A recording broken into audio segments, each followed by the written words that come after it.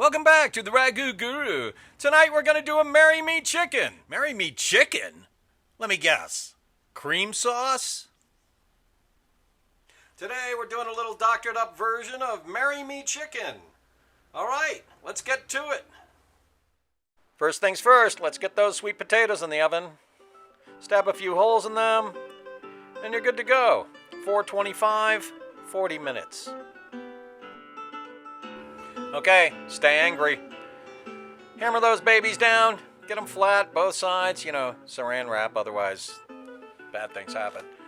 Anyways, when you're done, flour them thoroughly, please.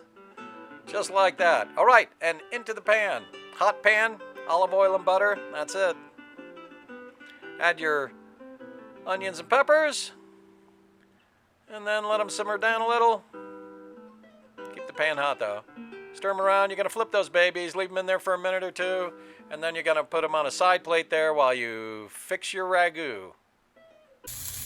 Alrighty. They got this stirred up a little. Got some nice stuff at the bottom of the pan. Garlic is fresh. Onions are glacé. Peppers are starting to melt. Perfect timing. Alright, let's do it. First, wine.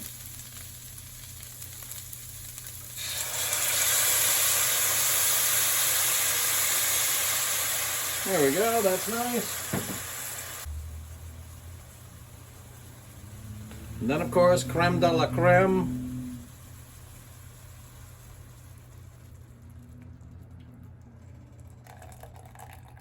Absolutely perfect. Look at that. Incredible. Okay, I put the cranberries in, and now I'm going to put the cutlets in, and then we're going to get it ready for the oven. Remember, when you go to reach for that, wear gloves.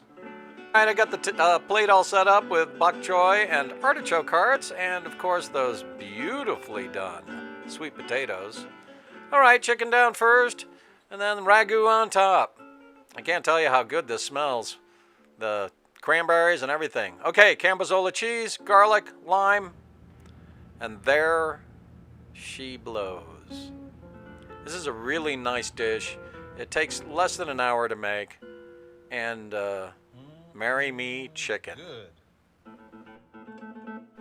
Easy meal to make, and very good, I can't tell you. All right, thanks for watching. See you next time.